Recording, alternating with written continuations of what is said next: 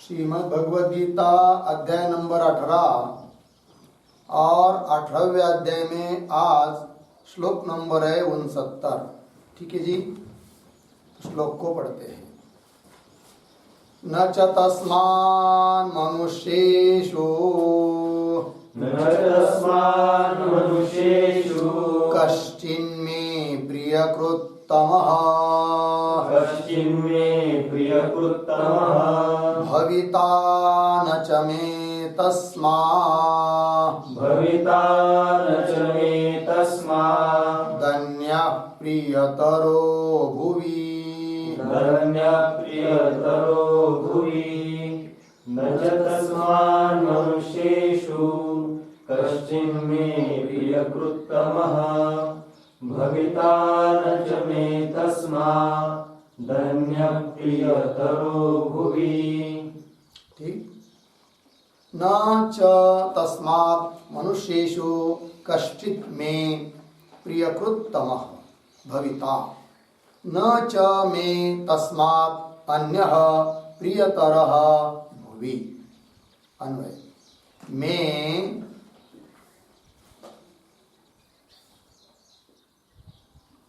मनुष्येषु तस्मात् अन्यः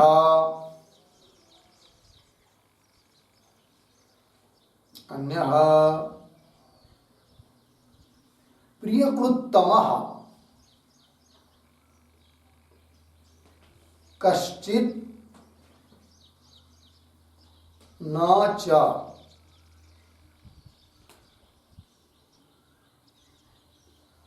अंतिम शब्द भुवि में तस्मात् प्रियतरः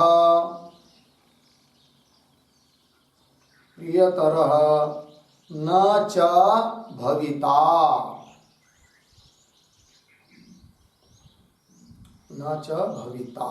ठीक। देखिए भैया, अवतरणिका में शब्द दिया है किंच।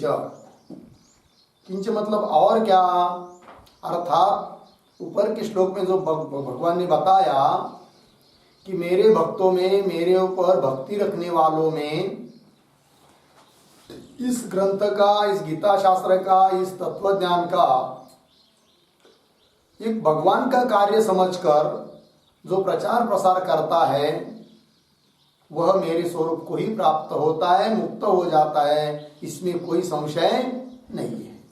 ये बात बताई। और कह रहे भगवान कि ऐसा जो इस ज्ञान का प्रचार प्रसार करने वाला है उसका जो कार्य है तो मेरा प्रिय कार्य है, उसके बढ़कर और मेरे लिए प्रिय कार्य करने वाला दूसरा कोई हो ही नहीं सकता। ये भगवान कह रहे हैं। क्या कह रहे हैं? मेरे लिए तो मनुष्येषु तस्मात् अन्य, सभी मनुष्यों में उससे भिन्न, उससे मतलब शास्त्र संप्रदाय चलाने वाला जो है उससे भिन्न अन्य प्रियकृत्तम, प्रिय करने वाला, मेरा प्रिय कार्य करने वाला कश्चित् न च, कोई है ही नहीं है, वही एकमात्र है। उससे बढ़कर और कोई श्रेष्ठ अच्छा कार्य हो ही नहीं सकता, ये कहा न च। और भुवि, इस भूलोक में मुझे तस्मात्, उससे, अर्थात इस प्रकार का प्रचार प्रसार करने वाला जो है उससे प्रियतर, अत्यंत प्रिय न च भविता, कोई हो नहीं सकता। अर्थात वही व्यक्ति मेरे लिए अत्यंत प्रिय है क्योंकि वो मेरा प्रिय कार्य ही करता है। कि जो सबसे मेरा प्यारा कार्य है, मुझे अच्छा लगने वाला कार्य है, वो यही है कि ज्ञान का प्रचार प्रसार करना। क्योंकि भगवान का अवतार हुआ था वो भी किस लिए? ज्ञान देने के लिए हुआ है। धर्म की संस्थापना क्या है कि नहीं? अधर्म का नाश करके लोगों को ज्ञान देना, धर्म बताना, उनका कर्तव्य कार्य बताना, उनको मोक्ष मार्ग में लगाना, यही तो सब धर्म है। और इस धर्म की संस्थापना करने के लिए भगवान का अवतार हुआ है। और इस ज्ञान का प्रचार प्रसार करना ये भी एक क्या है, भगवान का ही कार्य है। लेकिन धर्म संस्थापना ही है। इसलिए भगवान कहते हैं इस प्रकार का कार्य करने वाला जो है वो मेरा अत्यंत प्रिय कार्य करने वाला है, और उससे बढ़कर मुझे प्रिय और दूसरा कोई हो नहीं सकता, ये कहा। चलिए भाष्य में न च तस्मात्, तस्मात् प्रतीक है, उसका अर्थ कर रहे शास्त्र संप्रदाय कृतः।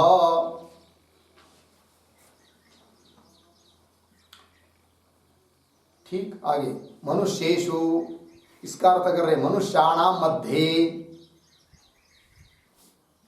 कश्चित में का अर्थ कर दिया मम प्रियकृतम। प्रियकृतम का अर्थ कर रहे अतिशयेन प्रियकृत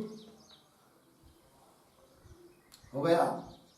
ततः अन्यः प्रियकृतमः न अस्ति एव इत्यर्थः वर्तमानेषु।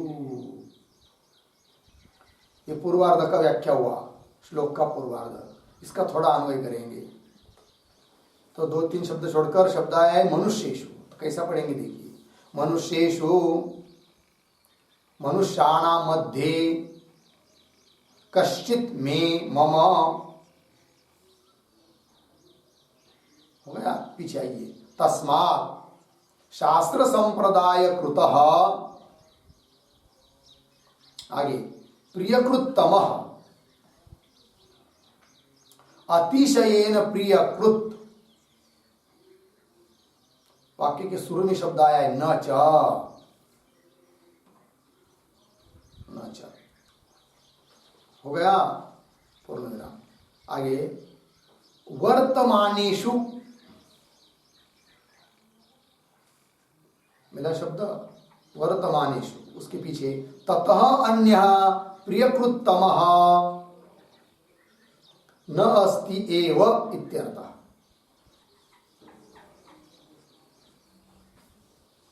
हो गया। चलिए ये पूर्वार्ध का व्याख्यान है, इसका विचार करते हैं, बाद में उत्तरार्ध। बस कुछ विशेष नहीं है। भगवान कह रहे हैं कि मनुष्येषु अर्थात मनुष्याणां मध्ये, सभी मनुष्यों के बीच में, कश्चित कोई भी, में मम मेरे लिए, तस्मात् प्रियकृतमः न, तस्मात् उससे प्यारा कार्य करने वाला कोई नहीं है। उससे, किससे तो दिया है तस्मात् का अर्थ, तस्मात् का अर्थ कर दिया है शास्त्र संप्रदाय कृतः।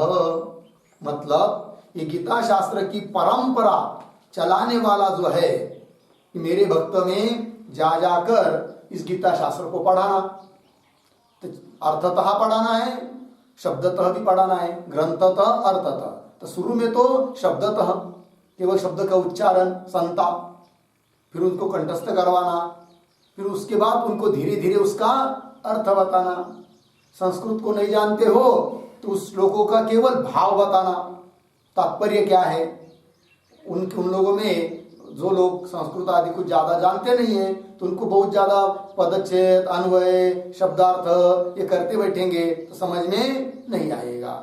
फिर ऐसे लोगों को क्या करना पड़ेगा, बस श्लोक का अर्थ अन्वय तो हम जान लिए, फिर उसके अनुसार केवल उनको क्या करना है, बस तात्पर्य बताना है कि भगवान इस श्लोक के द्वारा क्या बताना चाहते हैं, कैसी भक्ति बताइए, कैसा ज्ञान बताया है, ये संसार क्या है, तुम कौन हो, मोक्ष क्या है, तुम किस लिए इस धरती पर आए हो, क्या करना चाहिए, क्या कर रहे हो, और जो कर रहे हो उससे तुम्हारा साध्य प्राप्त हो रहा है क्या, यदि नहीं हो रहा है तो भगवान ने जो मार्ग कहा उस मार्ग में लग जाओ। ऐसा धीरे धीरे उनको समझा कर ये सब गीता शास्त्र, अर्थात गीता शास्त्र मतलब वेदांत शास्त्र, ये सब पढ़ाना है। और ये संप्रदाय ज्ञान चलाने वाला जो है, भगवान कहते सबसे मेरा प्यारा कार्य यही है कि नहीं, और उस व्यक्ति से दूसरा और कोई मेरे लिए प्रिय भी नहीं है, ये कहा। ठीक है ना। उसके लिए ये जरूरत नहीं है कि गाँव जाकर कीर्तन करके ही बताओ करके, क्योंकि कीर्तन करने से कुछ लाभ होता नहीं है। नहीं तो भगवान कहते यहाँ पर कि मनुष्यों में जो कीर्तन करने वाला है कि नहीं, व्याख्यान कीर्तन मतलब कीर्तन रूप व्याख्यान, कीर्तन का अर्थ भजन भी होता है, तो भजन तो ठीक ही है, किंतु कीर्तन रूप व्याख्यान, कीर्तन के माध्यम से व्याख्यान करने वाला जो है 2 घंटा केवल जाकर वही मेरे को प्यारा है, ऐसी बात ऐसा नहीं कहा भगवान ने। इसका मतलब कीर्तन करना कोई दूषित बात, ये बात भी नहीं है। किंतु जो थोड़ी बहुत विकृत है ये उसको हटाकर मूल स्रोत को पकड़ेंगे, मूल संतों ने जिस प्रकार से कीर्तन का है वो करेंगे तो फिर वो भी श्रेष्ठ ही है।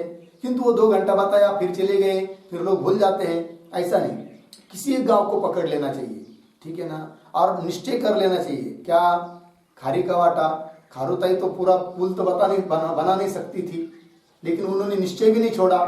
भगवान का कार्य है, मैं तो कुछ तो करूंगी ही करके। तो क्या क्या उसने पता है आपको? खारुताई मतलब हिंदी में क्या कहते हैं उसको? गिलहरी है कि नहीं। उसने क्या किया, जब रामेश्वर से लेकर लंका तक पुल बनाया जा रहा था तो वो क्या करती थी, अपने शरीर को बालू में ऐसा घुट मिला लेती थी, फिर उस अपने शरीर के ऊपर कुछ कण अड़क जाते थे, किसके? रेती के, बालू के। फिर वो जाती थी वहां पर और 2 दगड़ों के बीच में जो सांदा था उसमें वो डाल के आती थी, तो पत्थर प्याक हो जाते थे, कंप्लीट हो जाते थे।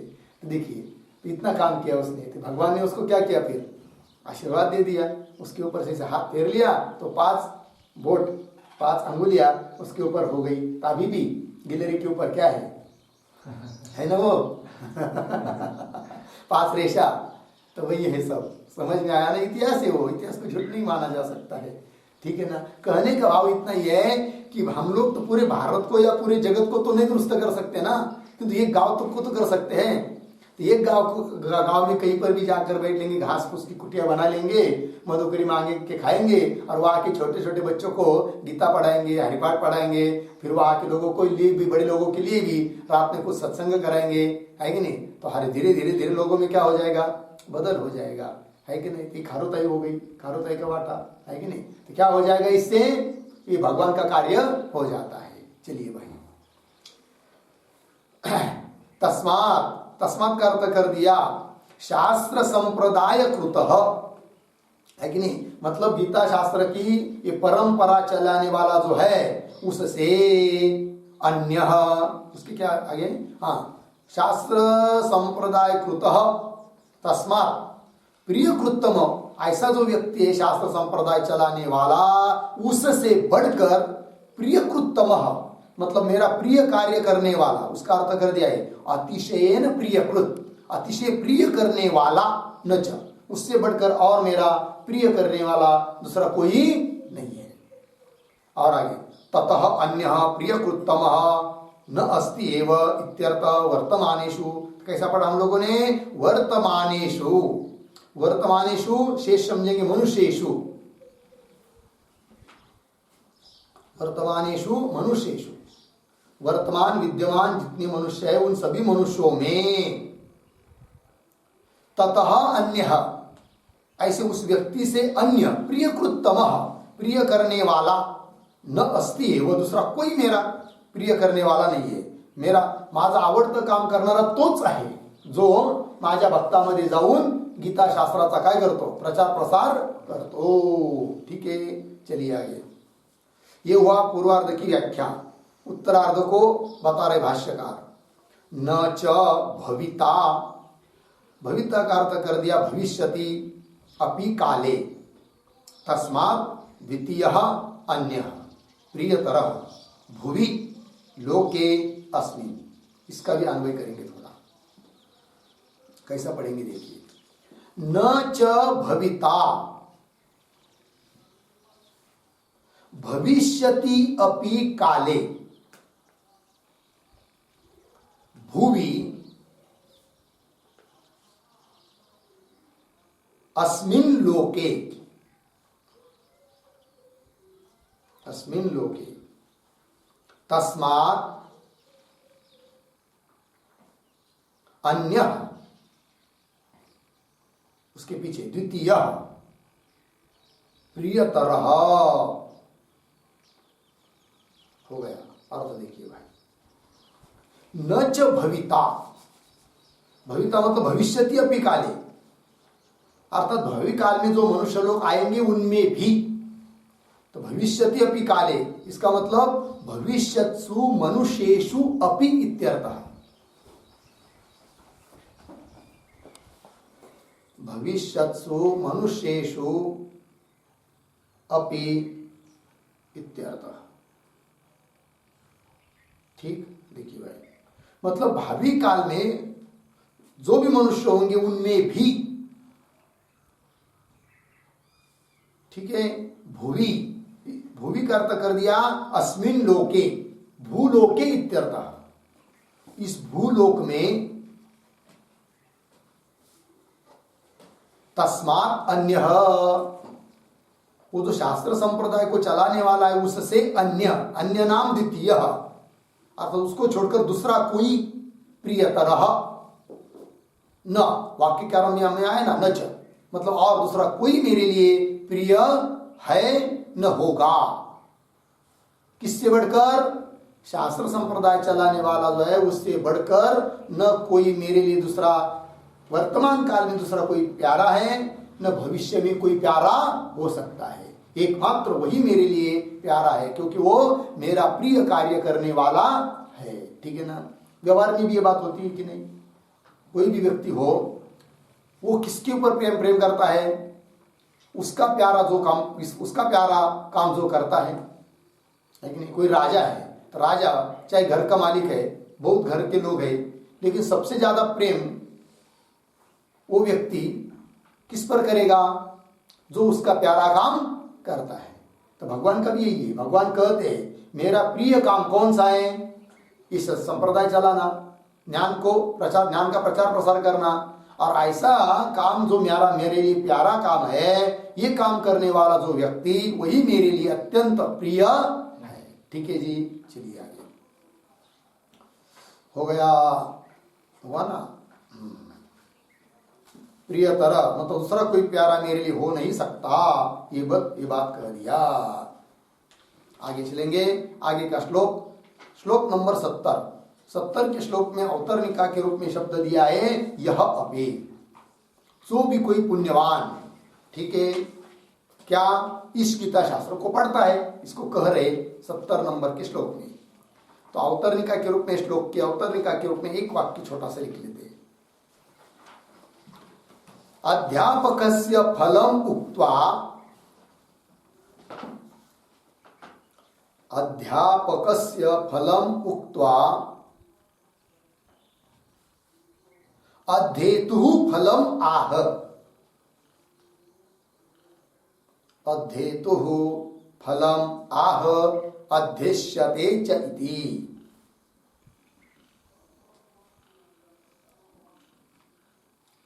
ठीक है, अर्थ देखिए भाई। अभी तक दो श्लोकों में 68 और 69 इनमें क्या बताया? अध्यापक का फल बताया, मतलब जो इस ज्ञान को बढ़ाता है, पढ़ाता है, उसके लिए क्या फल, वो बात बता दिया। क्या बताया? कि वो मेरे लिए अत्यंत प्यारा है, वो मेरे को ही प्राप्त होता है, संसार से मुक्त हो जाता है, आदि आदि फल बताया। अब इस 70 नंबर के श्लोक में कहेंगे कि जो अध्ययन करने वाला है, कराने वाला, करने वाला, तो जो अध्ययन करने वाला है उसके लिए क्या फल, तो वो बता रहे इस श्लोक में। तो पढ़ते श्लोक को।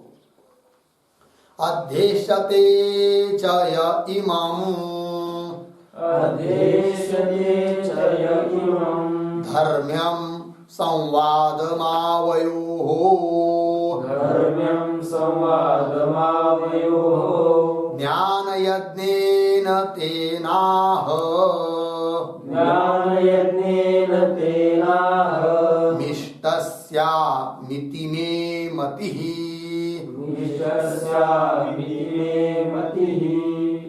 अध्येष्यते च य इमम् धर्म्यं संवादमावयोः ज्ञानयज्ञेन तेनाह मिष्टस्यामिति मे मतिः। अध्यक्षते च यः इमं धर्म्यं संवादम् आवयोः ज्ञानयज्ञेन तेन अहम् इष्टः स्याम् इति मे मतिः। अन्वय च यः आवयोः इमं धर्म्यं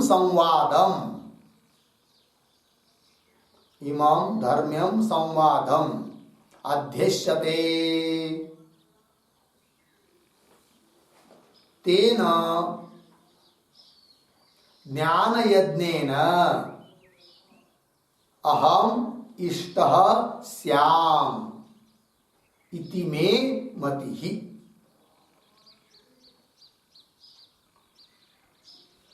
अर्थ देखिए भाई, और यह जो कोई व्यक्ति आवयो इमं धर्म्यम संवादम, भगवान करे हम दोनों का, अर्जुन और मेरा, हम दोनों का यह धर्म रूप, धर्म से युक्त यह जो संवाद है, गीता शास्त्र रूपी संवाद है, इसका अध्ययन करता है, पढ़ता है, पारायण करता है, अध्यस्यते तेन, तेन नाम अध्येत्रा, उस अध्ययन करने वाले जो पुरुष ने क्या किया, तो जैसे ज्ञान यज्ञ ही कर लिया, और ज्ञान यज्ञ न, इस ज्ञान यज्ञ के द्वारा अहम इष्टः स्याम, भगवान करे उस ज्ञान यज्ञ से क्या हुआ, मैं इष्टः, इष्टः नाम आराधितः स्याम, उसने मेरी पूजा कर लिया, इष्टः आराधितः पूजितः है कि नहीं, उसने क्या किया, मेरी पूजा ही कर लिया,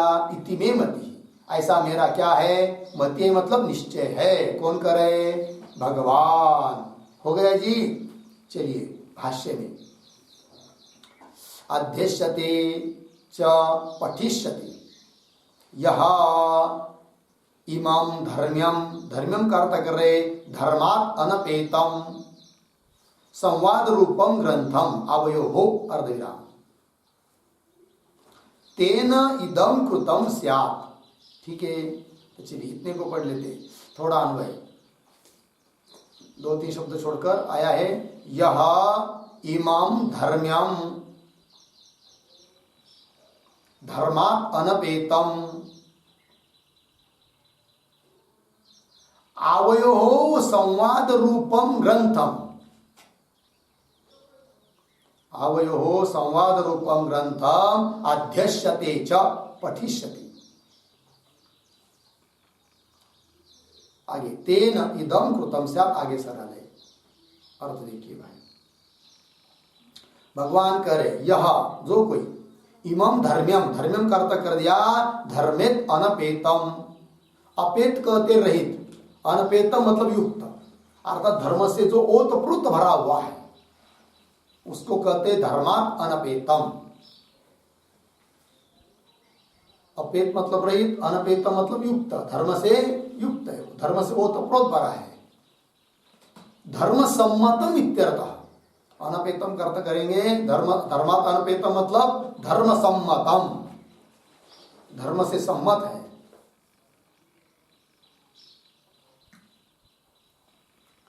कौन, किसका ये विशेषण है, तो कह रहे हैं आवयोः संवाद रूपम ग्रंथम, भगवान कहते हम दोनों का संवाद रूप यह जो ग्रंथ है, गीता ग्रंथ, इस ग्रंथ को अध्यस्यते, अध्यस्यते का अर्थ कर दिया पठिष्यति। ठीक है जी, पठिष्यति नाम पारायणम करोति कि वह जप रूपेण पठिष्यति। ठीक है, केवल पारायण करता है, अर्थ नहीं भी समझ रहा हो तो भी, फिर अर्थ समझ कर करेंगे तो और बात, उसमें क्या करना। पठिष्यति पारायणम करोति, क्यों, वहां जप रूपेण पठिष्यति।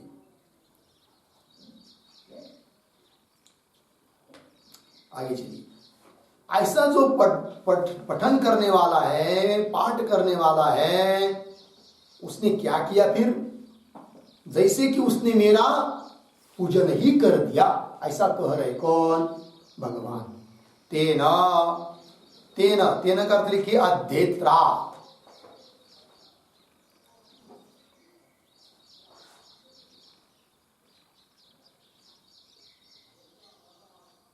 ठीक है, अध्येत्रा किंवा गीता ग्रंथम पठिता पुरुषेण,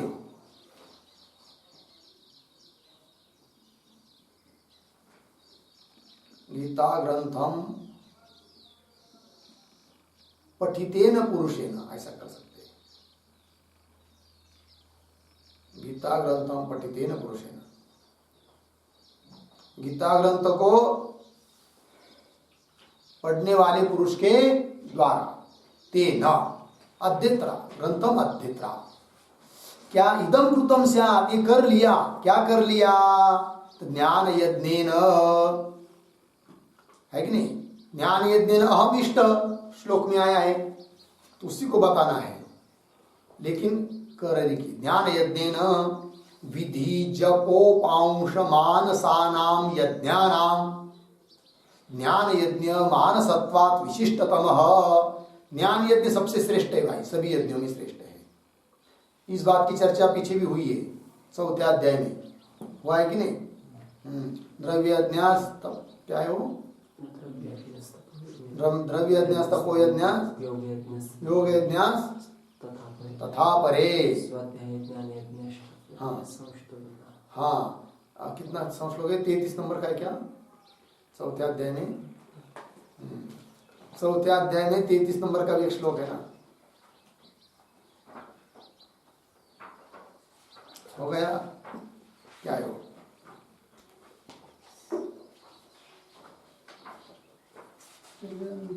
हाँ, श्रेयान द्रव्यमयाद यज्ञास ज्ञान यज्ञ परंतप।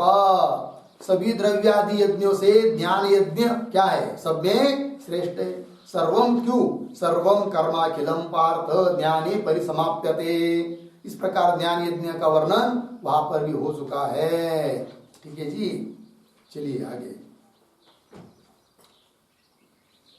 तो भाष्य में ज्ञान यज्ञेन विधि जप उपांशु मानसानाम यज्ञानाम। तो देखिए इसमें क्या किया है? विधि जप, उपांशु जप, मानस जप, 3 प्रकार, केवल 4 भी प्रकार कर सकते हैं। विधि यज्ञ, जप यज्ञ, उपांशु यज्ञ, मानस यज्ञ। यज्ञ का अन्वय सबके साथ भी कर सकते हैं। विधि यज्ञ, जप यज्ञ, उपांशु यज्ञ, मानस यज्ञ।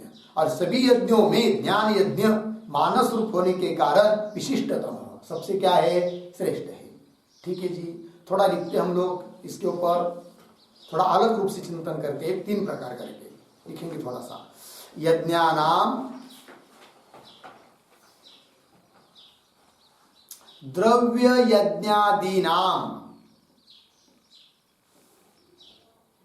द्रव्य यज्ञादीनाम जप यज्ञ श्रेष्ठ, जप यज्ञ श्रेष्ठ।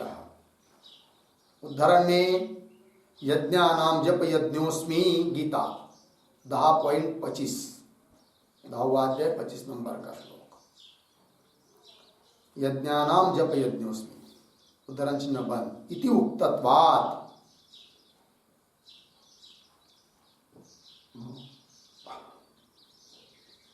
आगे पूर्ण विराम। सच त्रिविधः, सच त्रिविधः विधि जपः, अर्धविराम, उपांशु जपः, अर्धविराम, मानस जपः च इति, मानस जपः च इति, पूर्ण विराम। तत्र विधि जपः, तत्र विधि जपः वाचा विस्पष्टम, वाचा विस्पष्टम बहिः मंत्रोच्चारणम, बहिः मंत्रोच्चारणम, अर्धविराम हुआ। उपांशु जपः, उपांशु जपः निःशब्दम, निःशब्दम जिह्वोष्ठ चलन पूर्वकम, जिह्वोष्ठ चलन पूर्वकम मंत्रोच्चारणम,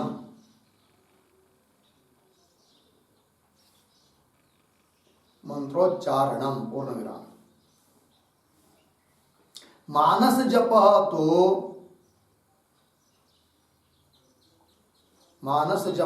तो मनसी केवलम मंत्रोच्चारणम, मनसी केवलम मंत्रोच्चारणम, जिह्वोष्ठ चलनादिरहितम, जिह्वोष्ठ चलनादिरहितम पूर्ण विराम। येषु त्रिषु अपि जपेषु, येषु त्रिषु अपि जपेषु मानस उत्कृष्टः, मानसः उत्कृष्टः, चित्तैकाग्र्यपूर्वकत्वात्, चित्तैकाग्र्यपूर्वकत्वात् मानस जपस्य, मानस जपस्य पूर्ण विराम। स एव मानस जपः, स एव मानस जपः इह ज्ञान यज्ञ शब्देन उच्यते, ज्ञान यज्ञ शब्देन उच्यते इति आह विधीति।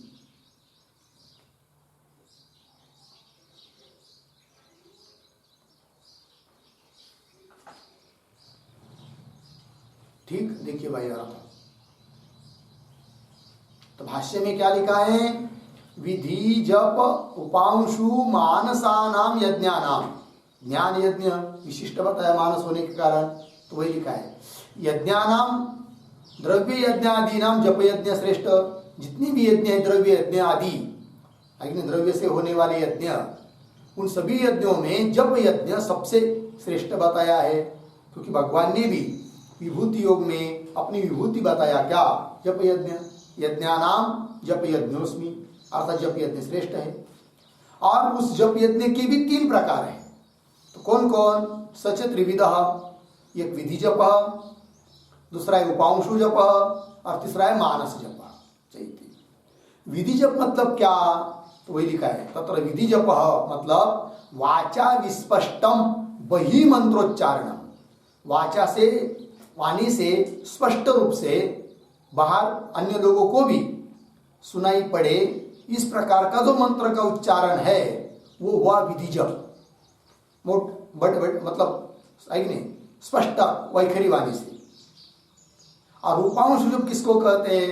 तो वो दिया, उपांशु जप निशब्दम, शब्द रहित, शब्द का उच्चारण नहीं, बाहर नहीं सुनाई दे रहा है कि नहीं, केवल जिह्वोष्ठ चलन पूर्वकम मंत्रोच्चारण, मंत्र का उच्चारण हो रहा है और जिह्वा और ओठ भी चल रहे, दिखाई दे रहे हैं, किंतु कुछ सुनाई देता नहीं है, उसको बोलते हैं क्या? उपांशु जप। लग गया जी? उपांशु जप हुआ। जिह्वा ओठ चल रहे हैं किंतु शब्द सुनाई नहीं दे रहा है, इस प्रकार का जो मंत्रोच्चारण है वो कहते हैं, उसको कहते हैं उपांशु जप। और मानस जप किसको कहते हैं? ये समझ में नहीं आता है सामने वाले कोई क्या कर रहा है करके, ओठ भी चलते नहीं है, जिह्वा भी चलती नहीं है, मन ही मन उसका जप चलता रहता है, उसको कहते हैं क्या? मानस जप। तो मानस जप तो मनसी केवलम मंत्रोच्चारण, मन में ही मंत्र का उच्चारण, ये मानस जप हुआ। जिह्वोष्ठ चलनादि रहितम, जिह्वा ओठ इसमें चलते नहीं है, मन में ही चलता है। और इन सब में मानस जप सबसे श्रेष्ठ है। एक तो जप यज्ञ ही सबसे श्रेष्ठ है सभी यज्ञों से, उसमें भी मानस जप अत्यंत श्रेष्ठ है। क्यों? हेतु दिया, येषु त्रिषु अपि जपेषु मानस उत्कृष्ट, इन तीनों भी जपों में मानस जप उत्कृष्ट जप है। क्यों? चित्तैकाग्र्य पूर्वकत्वात् मानस जपस्य, मानस जपस्य चित्तैकाग्र्य पूर्वकत्वात्। मानस जप जो करता है ना उसका चित्त बहुत एकाग्र लगता है। नहीं तो क्या होता है, समझ लीजिए मानस जप चालू कर दिया, कुछ व्यवहार काम करना पड़ा तो भूल जाता है आदमी, दूसरी उधर लग जाता है कि नहीं। और वही खरी वाणी से जो जप करते हैं ना वो भूलते नहीं है, राम राम राम राम राम राम राम, काम भी कर रहे हैं, काम भी हो रहा है, मुख से नाम स्मरण भी चल रहा है, जप भी चल रहा है कि नहीं। किंतु वो मानस जप करते समय तो बहुत ध्यान देना पड़ता है, क्योंकि मन का स्वभाव होता है इधर उधर जाना, ये होना, और भूल जाता है आदमी, फिर जब बंद हो जाता है। किंतु चित्त बहुत एकाग्र रहेगा तो मानस जप चलता रहता है। इसका मतलब मानस जप क्या है? सबसे श्रेष्ठ है। ठीक है ना? चलिए, सैव मानस जप, वही मानस जप यहाँ पर ज्ञान शब्द न कर रहे हैं, क्योंकि ज्ञान भी क्या है? मानस जप की कर रही है, मन में ही वो ज्ञान है। ठीक है ना? चलिए पंक्ति भाष्य में, ज्ञान यज्ञेन, ज्ञान यज्ञेन का अर्थ कर रहे हैं विधिज उपांशु मानसानाम यज्ञानाम, इन सभी यज्ञों में ज्ञान यज्ञ मानसत्वा, ज्ञान यज्ञ भी वो मानसिक जप की तरह होने के कारण, मानस होने के कारण विशिष्टतम, सबसे श्रेष्ठ है। विशिष्टतम का अर्थ लिखिए उत्कृष्टतम। विशिष्टतम मतलब उत्कृष्टतम, सबसे उत्कृष्ट है, श्रेष्ठ है।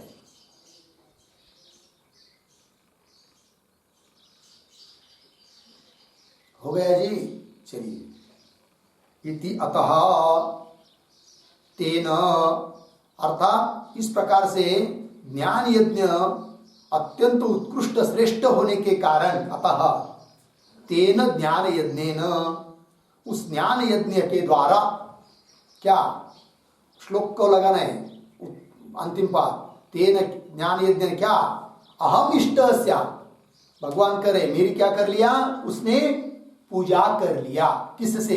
इस प्रकार के ज्ञान यज्ञ के द्वारा उस साधक ने मेरी आराधना कर लिया, मेरी भक्ति कर लिया, मेरी पूजा कर लिया, ऐसा मेरा निश्चय है। हो गया? भाष्य देखिए, तेन ज्ञान यज्ञेन, ठीक है ना, गीता शास्त्र से अध्ययनम स्तूयते, तो भगवान ने क्या कहा? इस प्रकार के ज्ञान यज्ञ के द्वारा मैं पूजित हो गया हूं, ऐसा कहा। अर्थात इन पंक्तियों के द्वारा गीता शास्त्र के अध्ययन की क्या हुई? स्तुति हुई। वही लिखा है, गीता शास्त्र से अध्ययनम स्तूयते। स्तूयते के ऊपर एक शब्द, दो तीन शब्द, ज्ञान यज्ञ तुल्यम,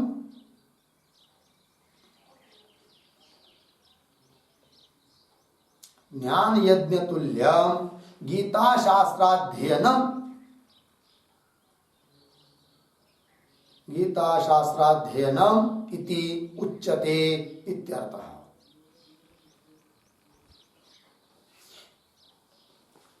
हो गया जी?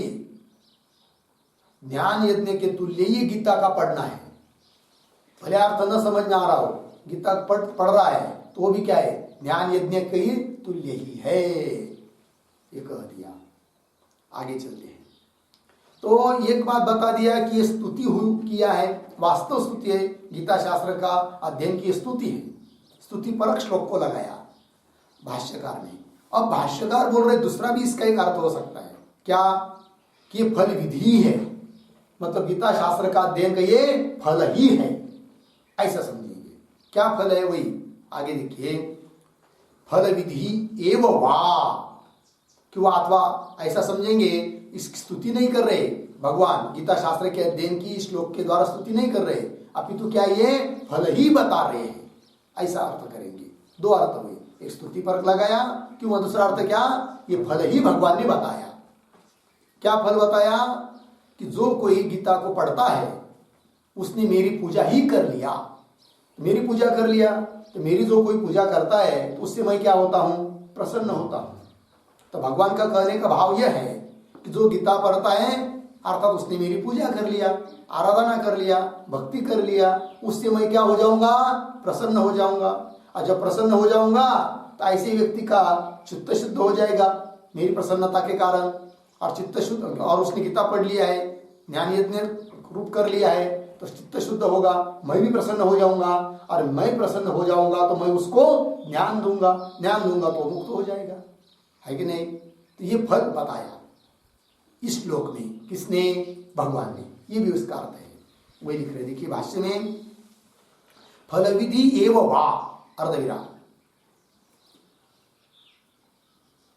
देवतादि विषय ज्ञान यज्ञ फल तुल्यम अस्य फलम भवति इति। अर्थ देखिए, देवतादि विषय ज्ञान यज्ञ फल तुल्यम अस्य, अस्य गीताध्येतुः पुरुषस्य फलं भवति।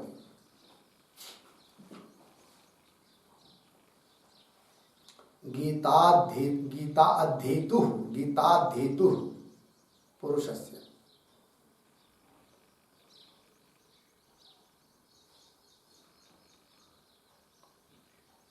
ठीक है, मतलब गीता का अध्ययन करने वाला जो पुरुष है उसको फल हो जाता है। किसकी तरह हो जाता है? देवतादि विषय ज्ञान यज्ञ फल तुल्यम, उसकी फल की तरह इसको फल मिल जाता है। तो देवतादि विषय ज्ञान यज्ञ, देवतादि को विषय करने वाला जो यज्ञ, ज्ञान यज्ञ है कि नहीं, ऐसे कुछ यज्ञ हैं कि वो करेंगे तो उस देवता के स्वरूप का क्या हो जाता है? ज्ञान हो जाता है। यहाँ पर भी गीता अध्ययन करेंगे तो यही ज्ञान यज्ञ बन गया। इससे क्या होगा? भगवान का जो वास्तव निर्गुण निराकार स्वरूप है उसका पता चल जाएगा, है कि नहीं? तो भगवान के स्वरूप का ज्ञान हो जाएगा। इसलिए ये क्या है? ज्ञान यज्ञ ही है। कौन सा? गीता को पढ़ना। ठीक है जी। तो देवतादि विषय ज्ञान यज्ञ फल तुल्यम, ये जो शब्द आया है इस पर एक वाक्य लिखेंगे। देवतादि विषय ज्ञान यज्ञस्य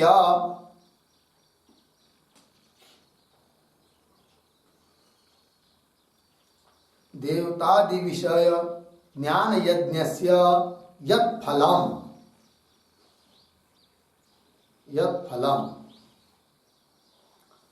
तत्तुल्यं फलम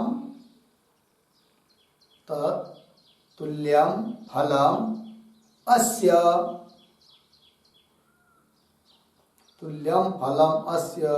गीताध्येतुः भवति इत्यर्थः।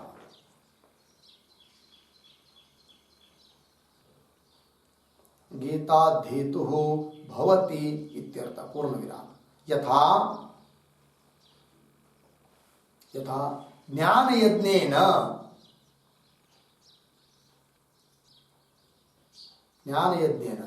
अज्ञादि मंत्र जप रूपेण अज्ञादि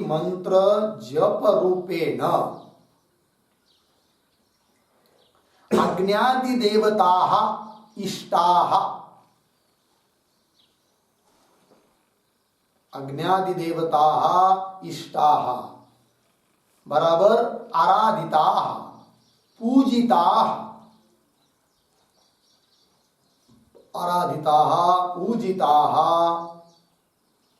भवन्ति। और देखा तथा गीताध्ययनेन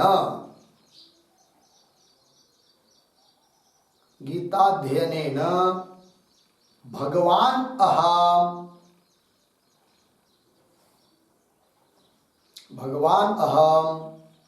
इष्टः भवेयम् इत्यर्थः। इष्टः भवेयम् इत्यर्थः। ठीक है, अर्थ देखिए भाई।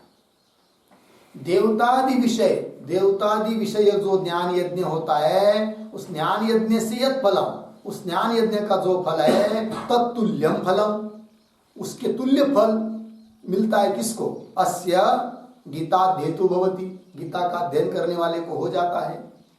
कैसे? उदाहरण से समझा रहे हैं। यथा, जिस प्रकार से ज्ञान यज्ञ मतलब अज्ञादि मंत्र जप रूपेण, जैसे अज्ञादि देवता के लिए कुछ मंत्र होते हैं, उस मंत्र का जप करना ये भी क्या है? ज्ञान यज्ञ ही है।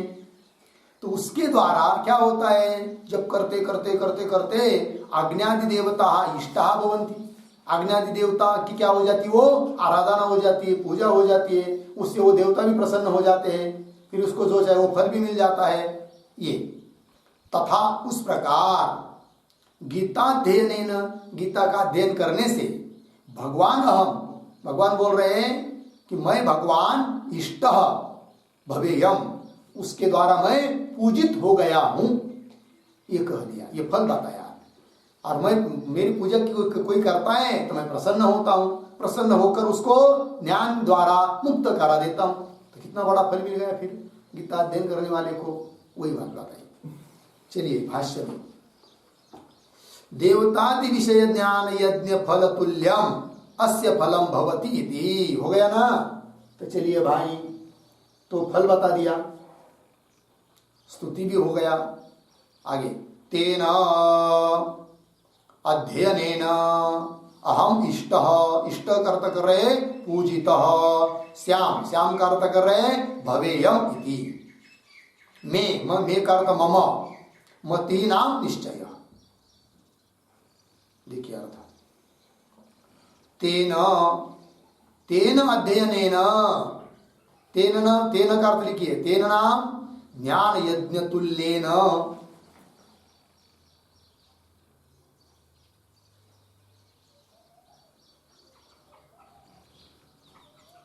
ज्ञान यज्ञ तुल्येन, ठीक। अध्ययनेन, अध्ययनेन के ऊपर लिखिए गीताध्ययनेन, गीताध्ययनेन, ठीक। देखिए अब, तेन अध्ययनेन, अध्ययनेन मतलब ज्ञान यज्ञ तुल्य जो गीता का अध्ययन है उसके द्वारा अहम इष्ट, इष्ट नाम पूजित, मैं मेरी पूजा हो गई हूँ, श्याम भवेयम है, मैं पूजित हो गया हूँ, हो जाता हूँ। इति में मम, मम इसके ऊपर लिखिए एक वाक्य, भगवान कह रहे ना मम सर्वज्ञस्य इत्यर्थः, सर्वज्ञस्य इत्यर्थः पूर्ण विराम। ततः च ईश्वराभिमतत्वात्, ईश्वराभिमतत्वात् न अत्र संशयादिहि कार्यः,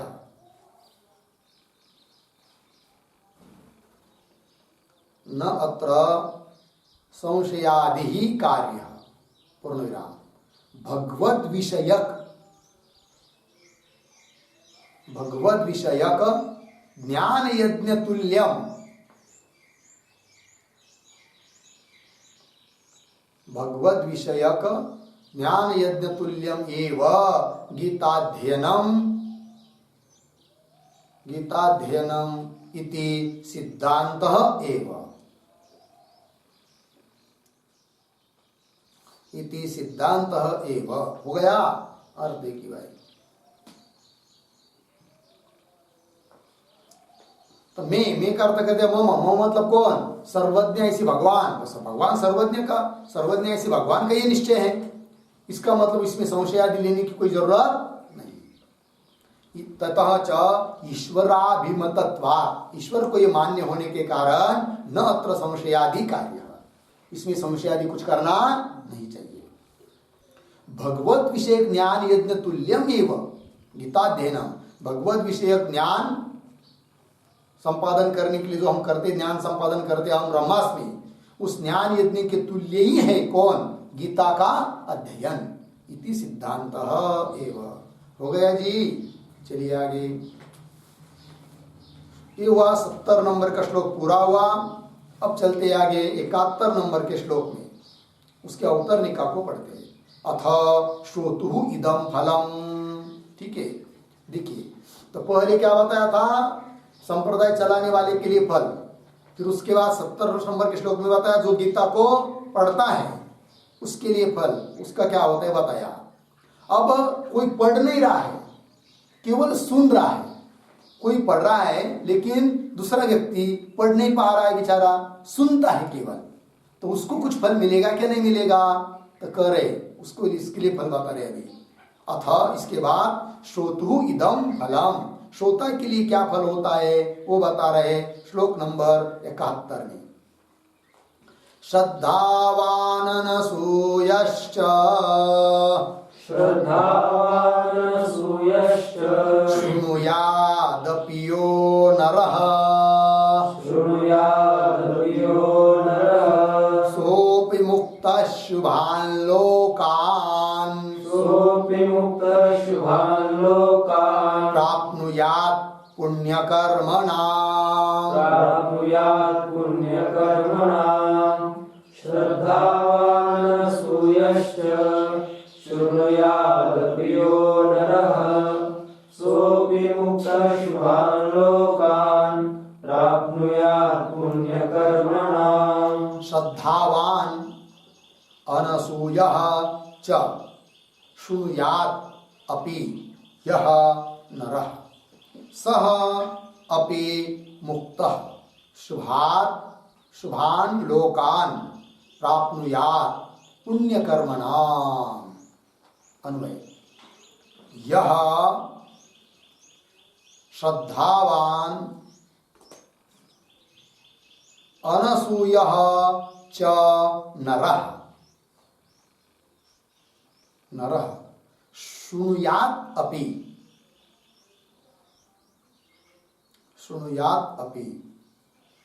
सः अपि मुक्तः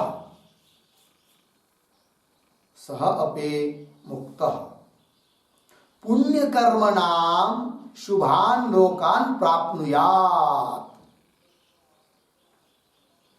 पुण्यकर्मणां शुभान् लोकान् प्राप्नुयात्। ठीक है, चलिए भाई अर्थ। यह जो कोई श्रद्धावान अनसूयः च नरः शृणुयादपि, जो कोई मनुष्य सुनता है केवल, किंतु सुनने के लिए भी कुछ पथ्य तो है। क्या पथ्य? श्रद्धा होनी चाहिए। और अनसूयः, असूया उसमें नहीं होनी चाहिए, अर्थात भगवान की निंदा न करने वाला हो, किसी की भी निंदा न करने वाला हो, किसी को दोष न देने वाला हो, ऐसा व्यक्ति हो और श्रद्धा वाला हो। शास्त्र के प्रति, भगवान के प्रति, गुरु के प्रति क्या होनी चाहिए? श्रद्धा। ऐसा व्यक्ति केवल सुन भी रहा हो तो भी वो क्या होता है? पाप से मुक्त हो जाता है और पुण्यवान लोगों के जो लोग होते हैं उन लोगों को प्राप्त होता है। ये उनके लिए फल बताया। ठीक है जी, चलिए।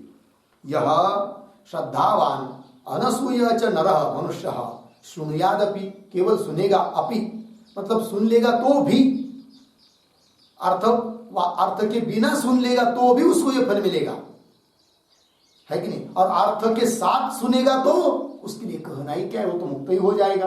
ये अपि शब्द कह रहा है। ठीक, शृणुयात् अपि सह, इस प्रकार का वह पुरुष मुक्त मतलब किससे? पाप से मुक्त हो जाता है, एक अर्थ है। क्यों मुक्त? मतलब यदि ज्ञान होकर जन्म मरण रहित, जन्म मरण का अभाव रूप मुक्त, ऐसा अर्थ करेंगे तो आगे की पंक्ति नहीं लगेगी। कौन सा?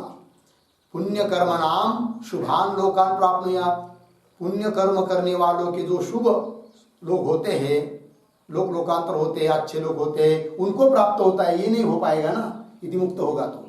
फिर मुक्त तो कह दिया है, सभी मुक्त, तो मुक्त शब्द का अर्थ क्या होगा? फिर पाप से मुक्त हो जाता है और पुण्य लोगों को प्राप्त होता है, यह अर्थ हो जाता है। भाष्यकार स्वयं ऐसा अर्थ कर रहे हैं। चलिए भाष्य में श्रद्धावान का अर्थ कर रहे हैं श्रद्धाधानः, श्रद्धा रखने वाला। अनसूयः च, अनसूयः शब्द का अर्थ कर रहे हैं असूया वर्जितः। असूया कहते हैं दोष दृष्टि, दोष रखना, दोष लगाना किसी के ऊपर, लांछन लगाना। और क्या क्या चाहिए? असूया वर्जित, रहित, दोष दृष्टि जिसमें न हो, ऐसा व्यक्ति होना चाहिए। अनसूयः इसका अर्थ कर दिया असूया वर्जित सन, ऐसा होता हुआ।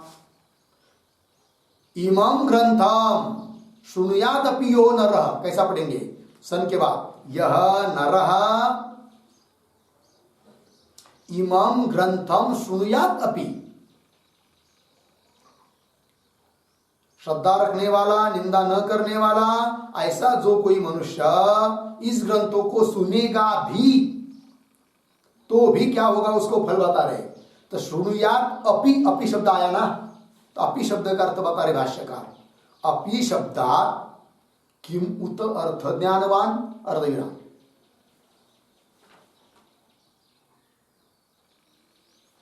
अपि शब्दात् किम उत अर्थ ज्ञानवान, अपि शब्द बता रहा है कि जो केवल सुन रहा है, अर्थ के बिना सुन रहा है, उसको भी ये फल है। तो जो व्यक्ति अर्थ सहित सुनेगा उसके लिए तो कहना ही क्या है, ये अपि शब्द बता रहा है। अपि शब्दात् किम उत अर्थ ज्ञानवान, अर्थ ज्ञानवान के लिए क्या कहना, अर्थ ज्ञानवान अर्धविराम। एक वाक्य लिखते इस पर, शृणुयात अपि इति अपि शब्दार्थम आह,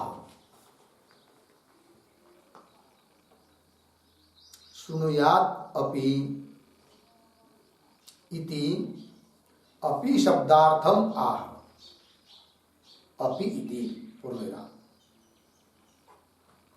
श्रोता अपि एवं,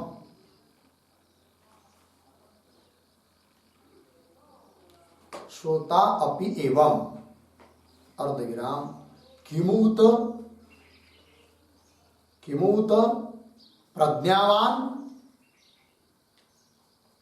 प्रज्ञावान तद अर्थाभिज्ञ, तद अर्थाभिज्ञ इति अपेहे अर्थ,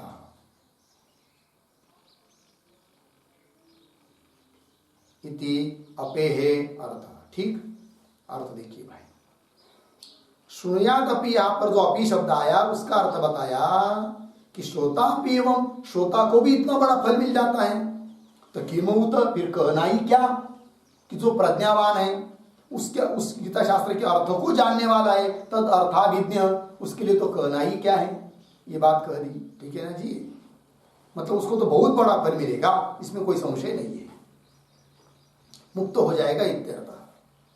चलिए भाष्य में, अपि शब्दात किम उत अर्थ ज्ञानवान हुआ, आगे सह अपि प्रतीक है, ऐसा जो पढ़ने वाला है वह भी पापात मुक्त।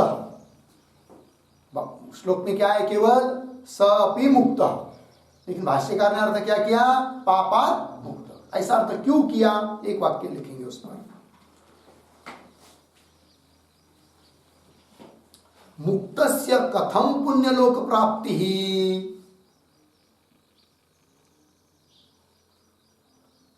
मुक्तस्य कथम पुण्यलोक प्राप्ति, प्रश्न चिन्ह, अतः आह पापात इति, अतः आह पापात इति पूर्णविराम। नायम पुण्य पाप विनिर्मुक्तः,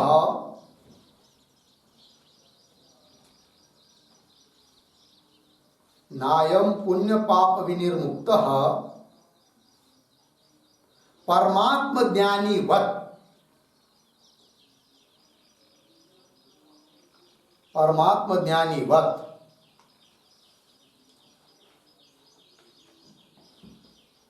किंतु किंतु पापात् एव मुक्तः इत्यर्थः, पापात् एव मुक्तः इत्यर्थः। ठीक, अर्थ देखिए भाई, अब किसी को भी संदेह होगा कि भाई इधर कह रहे कि सोपि मुक्त, और पुनः उसी पंक्ति में आगे कह रहे क्या, शुभान लोकान प्राप्नुयात् पुण्य कर्मणाम, तो कैसे संभव है, वही लिखा, मुक्तस्य कथम पुण्यलोक प्राप्ति, यदि मुक्त हो जाता है वह, तो उसको कैसे पुण्यलोक की प्राप्ति होगी, फिर नहीं हो सकती ना, तो संगति नहीं लगेगी श्लोक के वाक्य की, श्लोक में जो उत्तरार्ध वाक्य है। इसलिए अतः आ पापादिति, इसलिए भाष्यकार ने अर्थ कर दिया पापात मुक्त, वो पाप से मुक्त हो जाता है कि नहीं, पाप से रहित हो जाता है। मुक्त का अर्थ वो नहीं समझना है, कैसा, आगे देखिए टिप्पणी में, नायम अयम पुण्य पाप विनिर्मुक्तः, पुण्य पाप से रहित परमात्म ज्ञानी जो व्यक्ति है उसकी तरह मुक्त, ये अर्थ नहीं करना, ठीक है ना। अयम पुण्य पाप विनिर्मुक्त परमात्म ज्ञानी वत् न, किंतु पापादेव मुक्त, पाप से मुक्त हो जाता है, यह अर्थ हुआ। लगा पंक्ति, चलिए भाष्य में, स अपि पापात् मुक्त, पाप से मुक्त होकर क्या आगे देखिए, शुभान, शुभान का अर्थ कर दिया प्रशस्तान लोकान प्राप्नुयात्, पुण्य कर्म नाम, पुण्य कर्म नाम का अर्थ कर दिया अग्निहोत्रादि कर्मवताम। ठीक, तो कैसा पढ़ेंगे इस अंतिम वाक्य को, देखिए, स अपि पापात् मुक्त, यहां तक ठीक है ना, उसके आगे अंतिम का शब्द पुण्य कर्म नाम अग्निहोत्रादि कर्मवताम, फिर बीच वाला शुभान प्रशस्तान लोकान प्राप्नुयात। केवल गीता का जो अध्ययन करता है, मतलब पारायण करता है, तो वह भी पाप से मुक्त होकर पुण्य कर्म करने वालों के जो लोग होते हैं, पुण्य कर्म नाम अर्थात अग्निहोत्रादि कर्म होता, अग्निहोत्रादि पुण्य कर्म करने वालों के जो लोग, शुभ लोग, शुभान मतलब प्रशस्तान, लोकान अर्थात स्वर्गादि लोग, उसको वो प्राप्त हो जाता है। ये फल बताया किसको? जो केवल सुनता है। पारायण करने वाले के लिए तो ऊपर बताया, ऊपर के श्लोक में, लेकिन वो ये पारायण भी नहीं कर रहा है, केवल सुन रहा है, वो भी अर्थ दृष्टि से नहीं, केवल श्लोकों को सुन रहा है। कोई पढ़ रहा है तो सुन रहा है कि नहीं, तो भी इसको इतना फल मिल जाता है। ठीक है जी, चलिए ये बात हो गई। इस श्लोक नंबर 71 पूरा हुआ। अब आगे चलते हैं श्लोक नंबर 72 में। 72 श्लोक की अवतरणिका को पढ़ते हैं। शिष्यस्य शास्त्रार्थ ग्रहणाग्रहण विवेक बुभुत्सया पृच्छति। ठीक है जी। अब 72वें श्लोक में भगवान अर्जुन को पूछने वाले हैं क्या कि भाई तूने एकाग्र चित्त से सुना है क्या नहीं सुना है, तेरा मोह नष्ट हुआ या नहीं हुआ है, ऐसा पूछेंगे भगवान इस श्लोक में। क्यों पूछेंगे, क्यों पूछना क्या चाहिए, प्रश्न होगा कि नहीं, तो उसका अवतरणिका में लिखा है यहाँ पर कि जो सुनने वाला शिष्य है उसको शास्त्रार्थ ग्रहण अग्रहण विवेक बुभुत्सया पृच्छति। कह पृच्छति, भगवान पृच्छति, भगवान पूछ रहे हैं।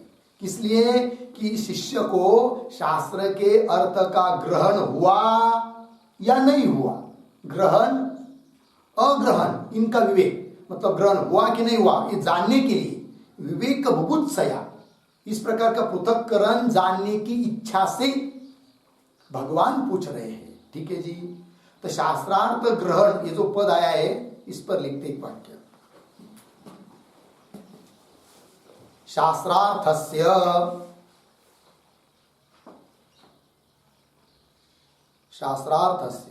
ग्रहणाग्रहणे ग्रहणाग्रहणे बराबर ज्ञानाज्ञाने, ज्ञानाज्ञाने तयोः विवेकः, तयोः विवेकः अर्धविराम तस्य बोद्धुम इच्छा, तस्य बोद्धुम इच्छा बुभुत्सा, बुभुत्सा तया बुभुत्सया, तया बुभुत्सया पूर्णविराम। आगे शास्त्रार्थ मदुक्तः, शास्त्रार्थ मदुक्तः शिष्येन अर्जुनेन, शिष्येन अर्जुनेन ज्ञातः वा उत अज्ञातः, ज्ञातः वा उत अज्ञातः इति इमं अंशं विविच्य, इति इमं अंशं विविच्य ज्ञातुं पृच्छति, इति इमं अंशं विविच्य ज्ञातुं पृच्छति भगवान श्री कृष्णः।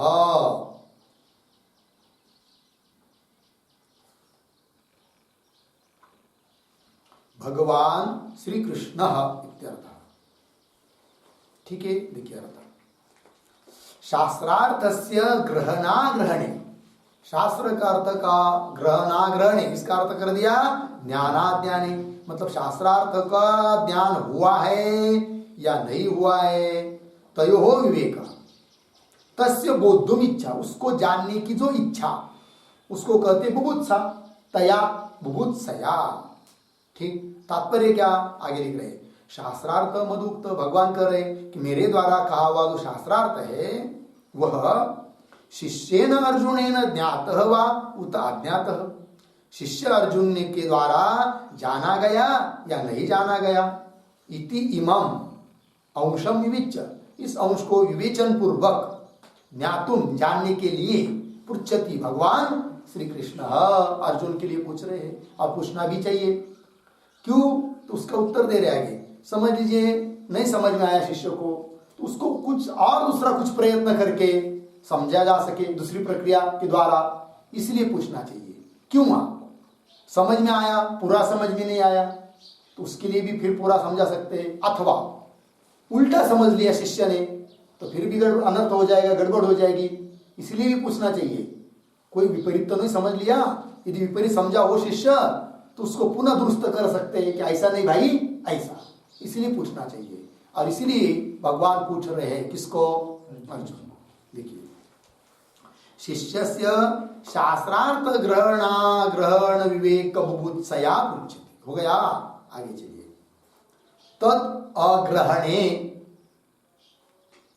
तद अग्रहणे, तद अग्रहणे मतलब क्या? एक शब्द, शास्त्रार्थस्य अग्रहणे,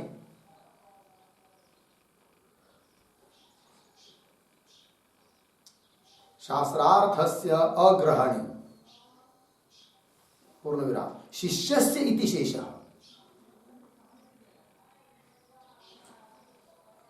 शिष्यस्य इति शेषः, हो गया ना। मतलब शास्त्रार्थ का अग्रहण हुआ किसको? शिष्य को। तब क्या?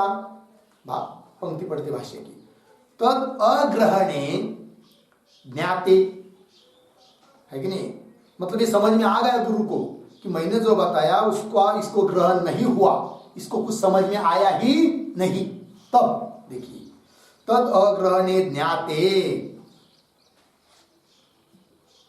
पुनः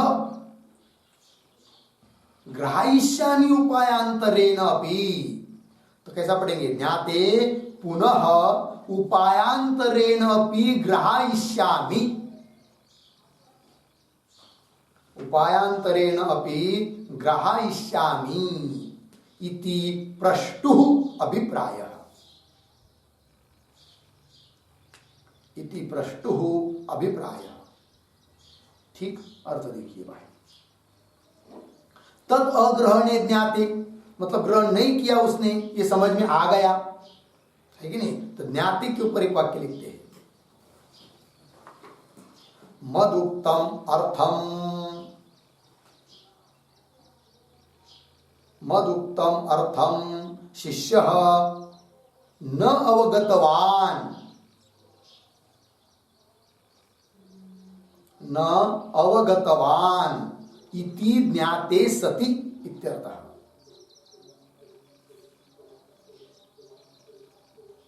इति ज्ञाते सति इत्यर्थः।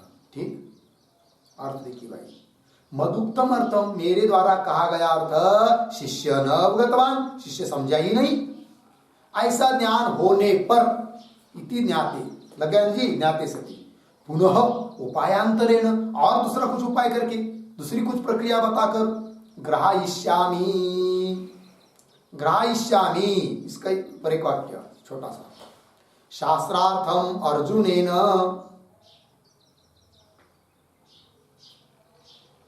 शास्त्रार्थम अर्जुनेन ग्रहायिष्यामि उपायांतरेण इत्यर्थः, शास्त्रार्थम अर्जुनेन ग्रहायिष्यामि उपायांतरेण इत्यर्थः। अर्थ देखिए भाई, अन्य उपाय करके शास्त्र अर्थ को, हो गया ना,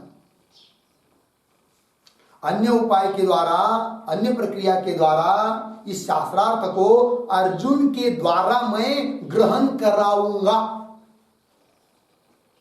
ठीक है ना। दुसऱ्या प्रक्रियेच्या द्वारे अर्जुनाला मी समजावीन, या दृष्टिकोनातून भगवान विचारत आहे कुणाला? अर्जुनाला. कळलं आता? शास्त्रार्थम अर्जुनेन उपायांतरेण ग्रहायिष्यामि इत्यर्थ. ग्रहायिष्यामि इति प्रष्टुः अभिप्रायः. प्रष्टुः भगवान श्री कृष्णस्य विचारणारा कौन है? भगवान श्री कृष्ण है। प्रष्टु मतलब भगवान श्री कृष्णस्य अभिप्रायः, अभिप्रायः आशयः,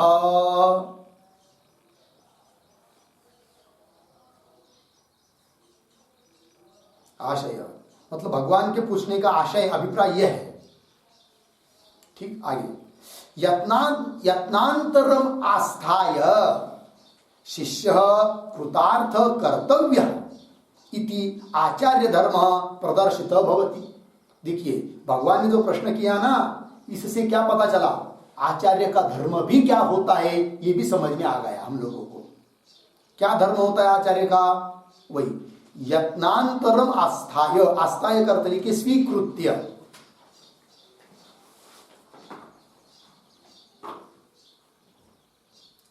ठीक है ना।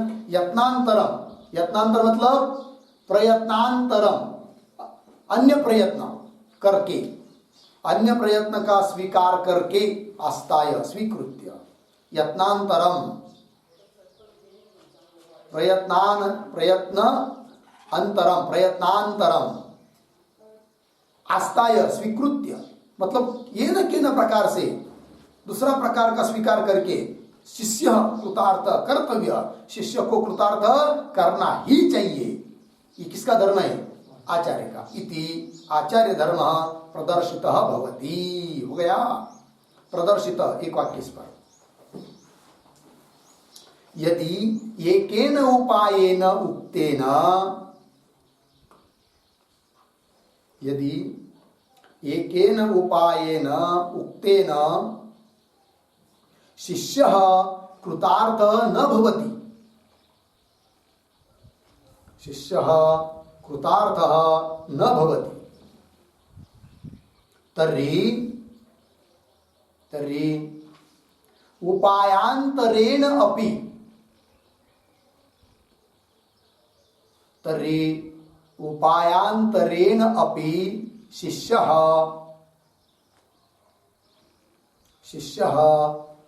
कृतार्थी कर्तव्यः, कृतार्थी कर्तव्यः आचार्येण इत्यर्थः। कृतार्थी कर्तव्यः आचार्येण इत्यर्थः। ठीक, अर्थ देखिए, यदि एकेन उपायेन उक्तेन, एक उपाय बताया और उस उपाय, एक उपाय जो बताया उसके द्वारा यदि शिष्य कृतार्थ न होती, शिष्य कृतार्थ नहीं हुआ, तर्हि तब तो उपायांतरेण अपि, अन्य उपाय से भी शिष्य कृतार्थी कर्तव्य, शिष्य को कृतार्थ करना ही चाहिए। किसने? आचार्येण, गुरु ने। ये बात हो गई, हो गया। इस अभिप्राय से भगवान पूछ रहे हैं किसको? अर्जुन को। ठीक है जी। अब क्या पूछ रहे भगवान, इसका विचार हम लोग कल करेंगे। ओम पूर्णमदः पूर्णमिदं पूर्णात् पूर्णमुदच्यते पूर्णस्य पूर्णमादाय पूर्णमेवा